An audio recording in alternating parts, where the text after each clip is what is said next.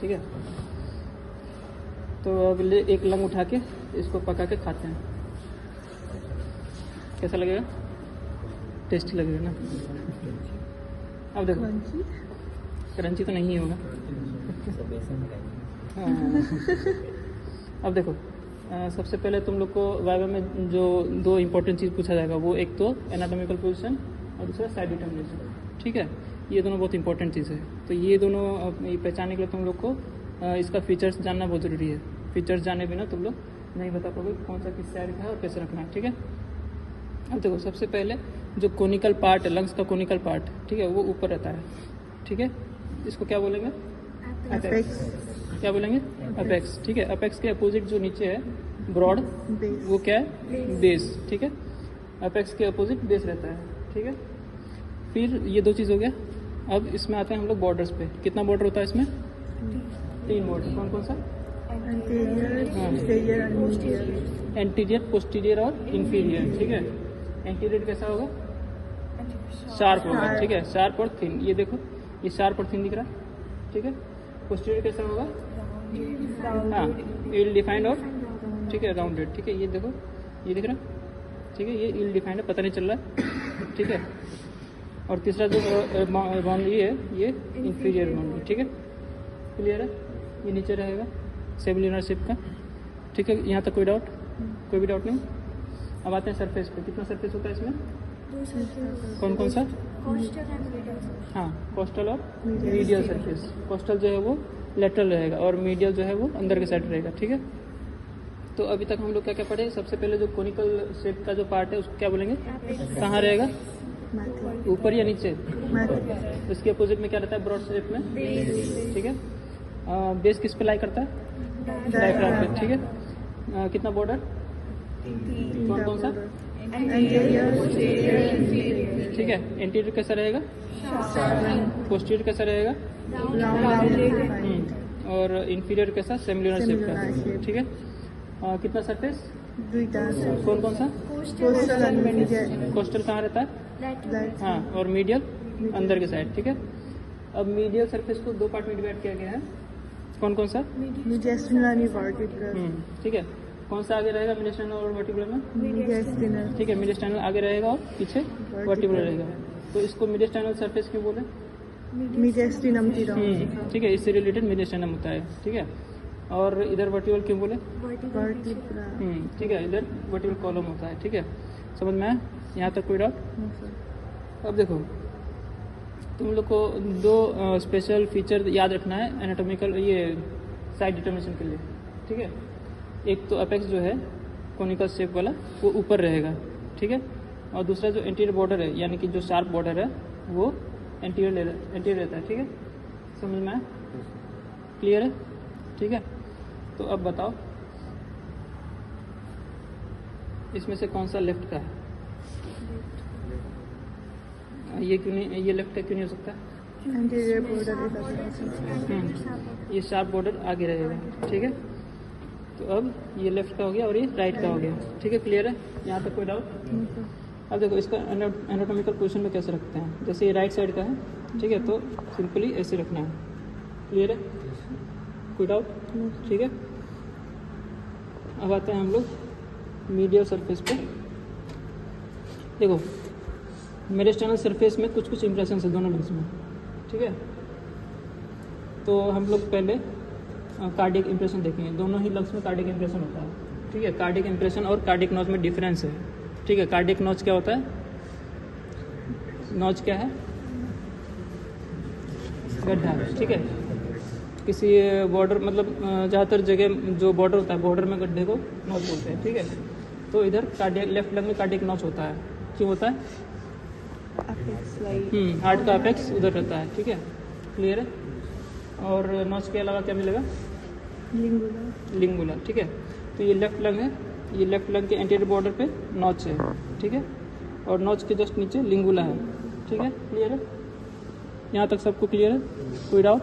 सबको दिख रहा है? ठीक है, तो अब इम्प्रेशन पे आते हैं। राइट लंग का जो कार्डियक इम्प्रेशन है, उसमें कौन सा चैम्बर रहेगा? Right atrium. Right atrium. ठीक है, अब राइट एट्रियम में क्या ड्रेन करता है? Superior vena cava, inferior vena cava. Superior vena cava ऊपर और इंफीरियर वेना कावा नीचे, ठीक है। ये दोनों का इंप्रेशन मिलेगा, ठीक है, क्लियर है। इधर राइट एट्रियम में ड्रेन करेगा सुपीरियर वेना कावा और नीचे से इंफीरियर वेना कावा, ठीक है।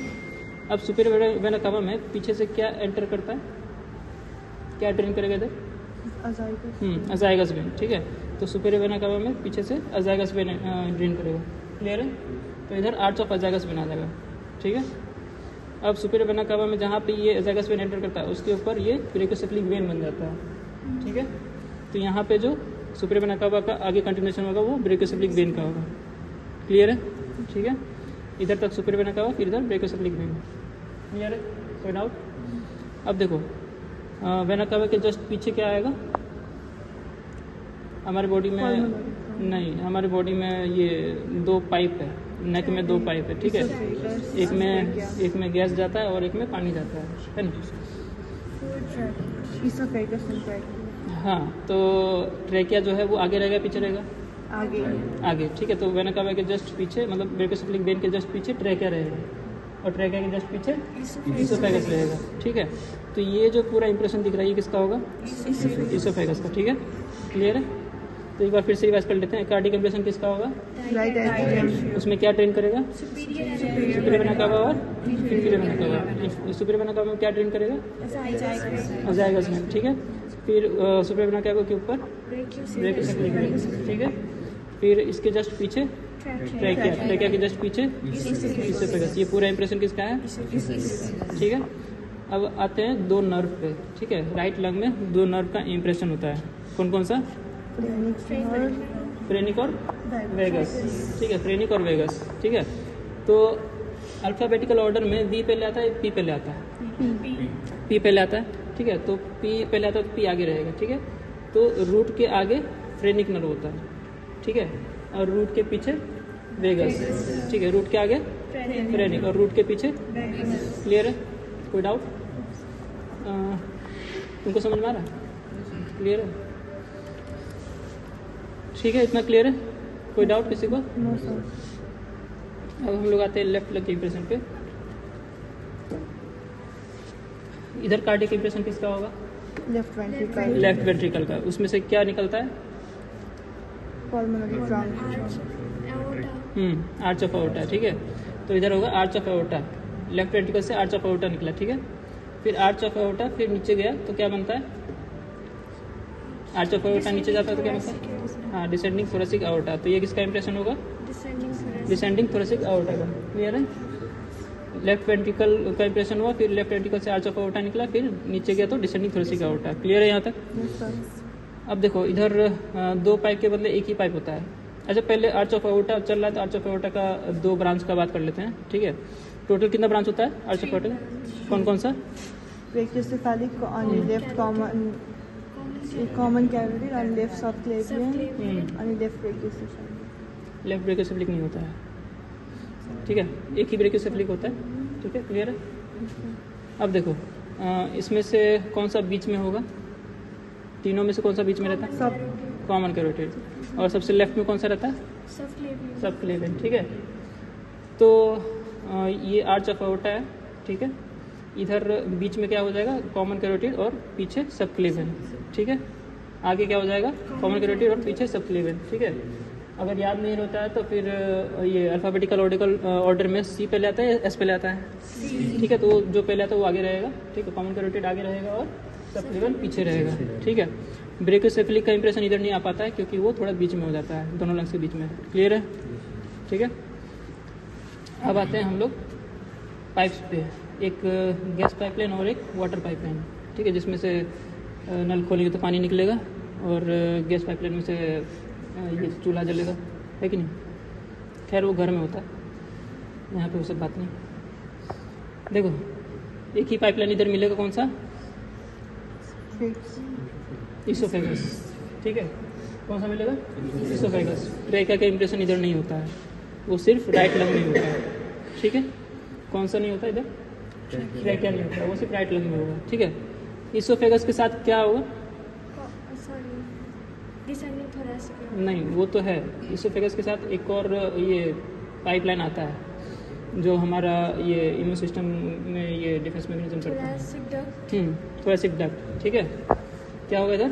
थोरेसिक डक्ट, ठीक है। इधर ट्रेकिया नहीं है, ट्रेकिया के बदले थोरेसिक डक्ट है। क्लियर है? Yes, sir. क्लियर है यहाँ पे? ठीक है, इधर ट्रेकिया था, इधर ट्रेकिया नहीं, उसके बदले थोरेसिक डक्ट। अब उधर कितना नर्व था? 2 इधर कितना होगा? 3, 3 इधर 3 होगा, ठीक है। एक वेगस हो गया, एक फ्रेनिक हो गया और एक रिकरेंट laryngeal लैरिंजियल, nerve. ठीक है, रिकरेंट लैरिंजियल नर्व। क्लियर है? Yes, sir. कौन कौन सा? Vagus, phrenic and recurrent laryngeal nerve. और रिकरेंट लैरिंजियल जो है वो भी पीछे से ही आता है, ठीक है, वेगस के साथ पीछे से ही आता है, ठीक है। क्लियर है? Yes, sir. तो एक बार हम लोग ये इंप्रेशन फिर से देख लेते हैं। राइट लंग में कार्डिक इंप्रेशन किसका? Right उसमें क्या क्या ड्रिंक करेगा? superior vena cava, inferior vena cava. Super vena cava में क्या ड्रिंक करता है? Azygous. हाँ, अजाइगस वेन के ऊपर सुपर वेना कैमा का क्या कंक्लूजन? ब्रैकियोसेफेलिक वेन, ठीक है। उसके जस्ट पीछे ट्रैकिया, उसके जस्ट पीछे इसोफेगस, ठीक है। इसके अलावा 2 नर्व कौन कौन सा? Phrenic and vagus. कौन सा आगे रहेगा? Phrenic nerve. ठीक है, क्लियर है। लेफ्ट लंग में किसका इंप्रेशन? Left ventricle. उससे क्या निकलेगा? फिर नीचे क्या बनेगा?